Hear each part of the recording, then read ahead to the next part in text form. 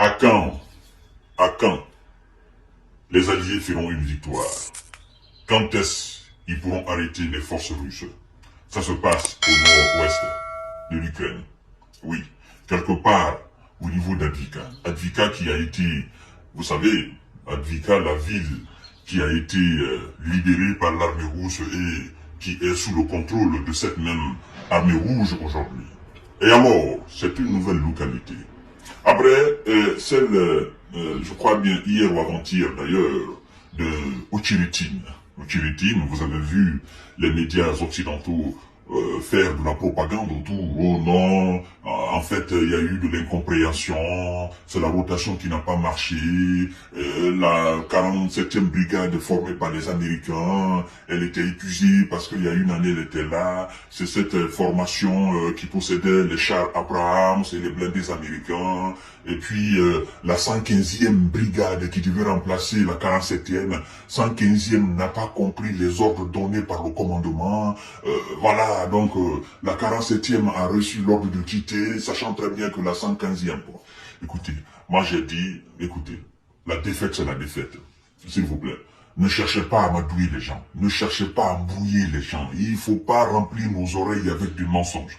La défaite, c'est la défaite. La Russie, d'ailleurs, de son côté, a fait la déclaration comme quoi l'armée rouge a mis en déroute l'armée otanienne, naturellement. Parce que, vous savez, moi, ça me fait mal de dire que c'est l'armée ukrainienne. L'armée rouge a mis en déroute l'armée otanienne, n'est-ce pas, au niveau de Ocheribine.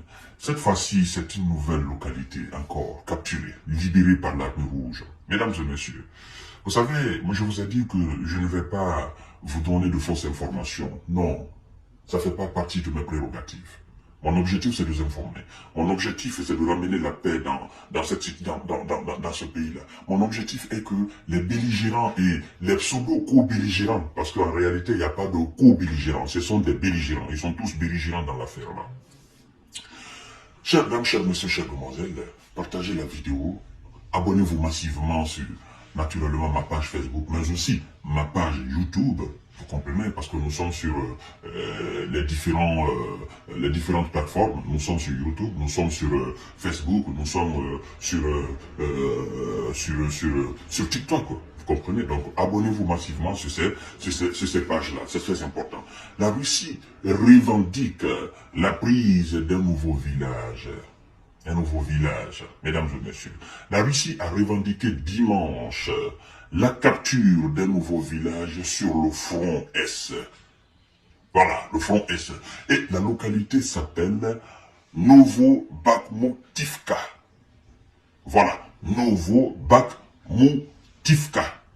Dans un secteur où les forces de Moscou ont avancé rapidement au cours de la semaine écoulée. Vous comprenez? Face à une armée otanienne débordée, dépassée, désemparée et épuisée au fait. Manquant aussi de moyens. Qu'est-ce qu'on dit, mesdames et messieurs? C'est le ministère de la Défense russe qui nous passe cette information-là. C'est très important à le savoir, parce que cette information, elle est réelle. Le ministère, vous savez la différence entre le ministère de la Défense russe et le ministère de la Défense ukrainienne? Vous savez la différence? La différence est que, au niveau du ministère de la Défense russe, elle donne des informations, non pas pour que l'Ukraine conteste, non. Elle donne les informations parce qu'elle sait que de l'autre côté, il y a quelqu'un qui s'appelle les États-Unis d'Amérique. Et donc, les États-Unis d'Amérique ont la capacité, pour le ministère russe de la Défense, les États-Unis d'Amérique ont la capacité de démentir toute information qui serait fausse et qui viendrait de la part du ministère de la Défense russe. C'est pourquoi le ministère de la Défense russe, quand elle dit « Nous avons avancé, nous avons capturé cette ville, nous avons capturé ce village, nous avons capturé cette localité, nous avons fait ceci », elle s'assure d'abord de la véracité. Elle regroupe d'abord de fond en comble toutes les informations. Elle les regroupe d'abord. Elle vérifie très bien la véracité. Vous comprenez? Et une fois qu'elle est sûre et certaine, n'est-ce pas, de l'exactitude des éléments sous la main, elle passe l'information. Et en ce moment, même si les visas vérifient, les visas si ils sont animés de bonne volonté, naturellement, ils vont corroborer ce que la Russie vient de dire, ce que la Russie dit. Mais si, par contre, c'est une mauvaise information, c'est une fausse information, c'est de l'intox, écoutez, le ministère russe de la Défense aura du mal à se défendre. Et donc, quand le ministère russe de la Défense donne des informations, c'est pas pour l'Ukraine, c'est pas pour la France, encore pour l'Allemagne, c'est pour les USA. C'est pour vous dire, nous avons récupéré ici, et vérifier, vous saurez. Vous comprenez, mesdames et messieurs? Partagez la vidéo dans tous les groupes pour amener à tous vos amis, c'est très important. Alors, le ministère russe de la Défense nous dit ceci. Grâce à des opérations actives des unités du groupe de forces centrales, n'est-ce pas? Grâce à des opérations actives des unités du groupe de forces centrales, ont libéré le village de Novo-Bakhmutivka, situé au nord-ouest de la ville d'Edvika, prise par Moscou en février, a indiqué le ministère russe de la Défense dans son rapport quotidien. Vous savez, quotidiennement, M. Sergei Shoigu fait le rapport.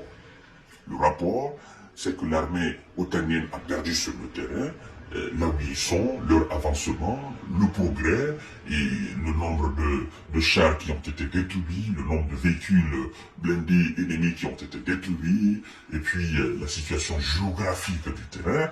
Écoutez, mesdames et messieurs, alors, moi je me pose bien la question de savoir à quand les Américains feront une victoire, à quand ils vont livrer des armes, des 61 milliards, à quand l'Ukraine va s'en sortir.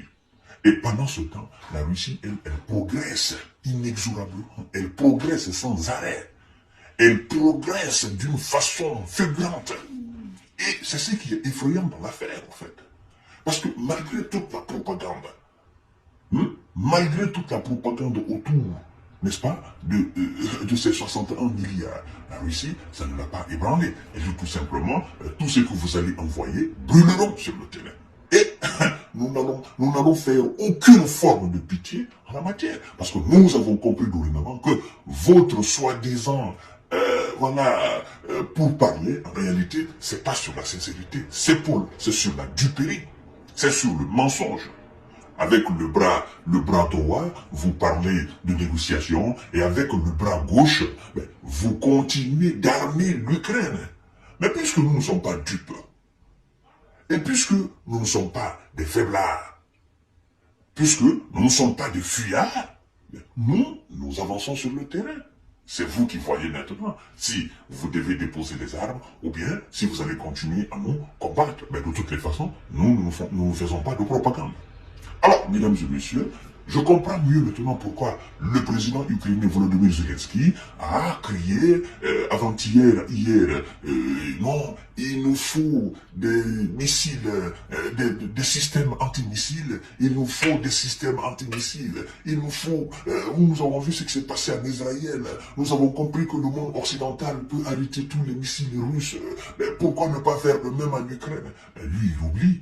Il oublie que l'aide qui lui a été adressée depuis 2 ans dépasse largement ce qui a été attribué à l'Israël tout récemment. Vous comprenez? Mais il oublie aussi qu'il est face à une puissance mondiale militairement. Il oublie cela. Ça, il oublie. Il n'a pas compris. Mais je pense que dans les jours à venir, il va ravaler ses propres crachats depuis 2 ans. Parce qu'il ne comprend pas. Il ne comprend pas. On est en train de le mentir. Mais je pense sincèrement que le mec, quelque part, il se fait une manne financière. Il se remplit les poches quelque part. Quelque part, il est en train de préparer, certainement s'il a des enfants, l'avenir de ses enfants quelque part dans le monde. Peut-être que quelque part, il est en train d'emmagasiner de l'argent. Parce que vous savez, toutes ces aides qui viennent de toutes les façons, il y a quelque part un deal quelque part. Ce monsieur, forcément, il se fait de l'argent quelque part. Ça, c'est clair et net. Vous comprenez? De toutes les façons, quand c'est comme ça, lui, il ne peut pas arrêter parce que ça devient sa source, n'est-ce pas, de rentabilité, mesdames et messieurs. La guerre, c'est de l'argent. Ceux qui font la guerre, ils gagnent aussi de l'argent. Les Américains gagnent, M. Zelensky gagne, ses ministres gagnent, et puis voilà, qui est-ce qui perd? Ce sont les Européens dans tout ça. Alors, chers dames, chers messieurs, chères demoiselles, partagez la vidéo dans tous les groupes possibles. C'est encore une nouvelle victoire pour la Russie. En tout à l'heure, pour notre série d'informations de décortiquage, abonnez-vous massivement sur mes plateformes d'information et de décortiquage. Merci.